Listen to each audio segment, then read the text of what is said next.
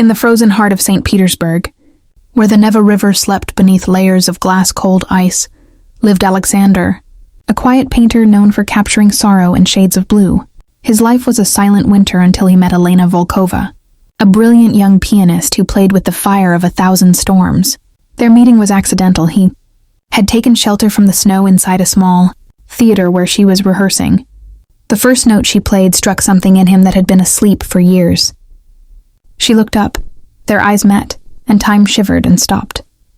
Aleksandr began visiting the theater daily, pretending he needed inspiration, but in truth his heart was already lost. Elena slowly broke the icy walls around him, and he painted her again and again.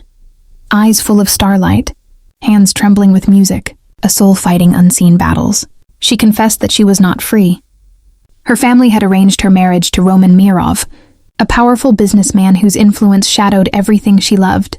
But Aleksandr promised her a different world, one built not from fear, but from reckless, burning love. They planned to escape on a train to Moscow on the night of the winter masquerade. Snow fell heavily as they ran through the silent streets, mask still on, fingers tightly interlocked. But fate, cruel and watching, had already sharpened its blade. Roman and his men were waiting at the station. He did not shout, did not curse. He simply ordered, and the world collapsed. Aleksandr shielded Elena as Roman's guard struck. Blood stained the white snow like spilled red wine. Elena screamed, fighting to reach Aleksandr, but she was dragged away. Aleksandr survived the attack but was left unable to walk, his hands trembling too violently to ever paint again. Elena was forced into marriage and disappeared from public life.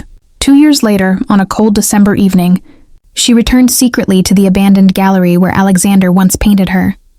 She found him seated in a wheelchair, facing an unfinished portrait, their last memory. No words could bridge the distance time had carved between them. Her fingers brushed his face gently, as if trying to memorize what she could no longer keep. Tears melted into the silence. "I never stopped loving you," she whispered. "That's why it hurts," he replied, voice breaking like glass. She kissed his forehead and walked away into the falling snow, knowing that staying would destroy them both. Aleksandr watched her silhouette disappear, like a ghost swallowed by winter.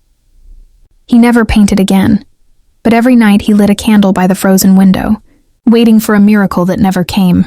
And the Neva River, like his heart, never thawed again.